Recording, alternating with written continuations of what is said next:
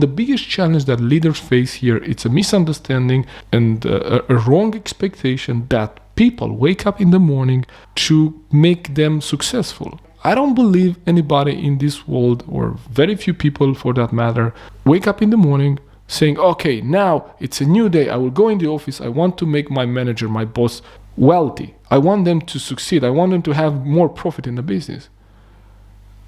I don't think so.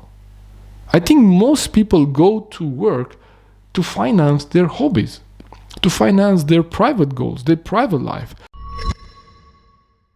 We are again at the back of my radio show on entrepreneurial mindset. This is a show that goes on air every Friday at 1 o'clock Swedish time. So if you want to listen to that live, or if you want to catch the show recording as a podcast, you could do that at ibgr.network.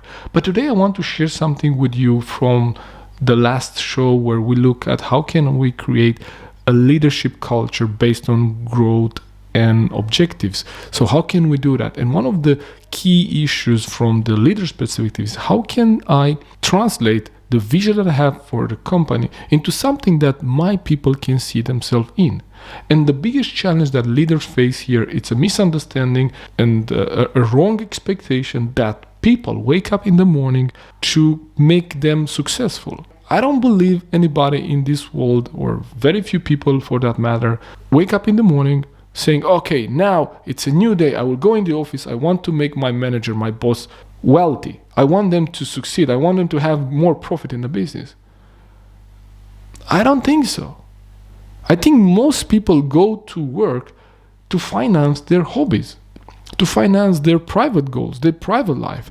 Sure, they get satisfaction. They feel fulfilled when they participate and get involved into something a lot meaningful and bigger than themselves.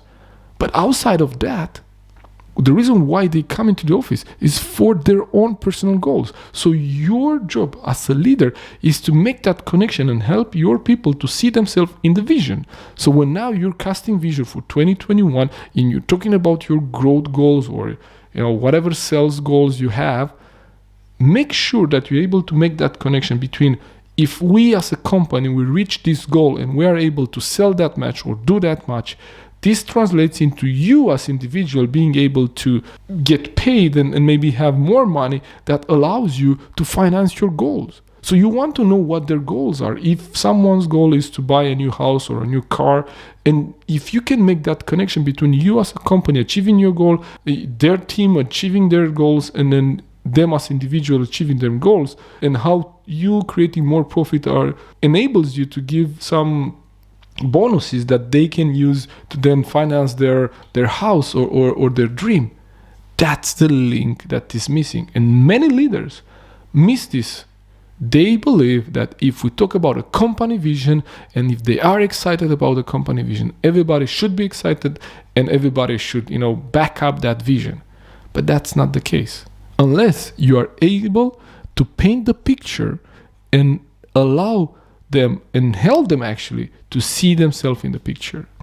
So this is just a small extract from the 1-hour show that we have every Friday. So if you really want to dig into this one deeper and to go through all of the steps of the process, you could do that at ibgr.network or on our Facebook pages. You could just go there and you could see the broadcast of the show and have the show notes.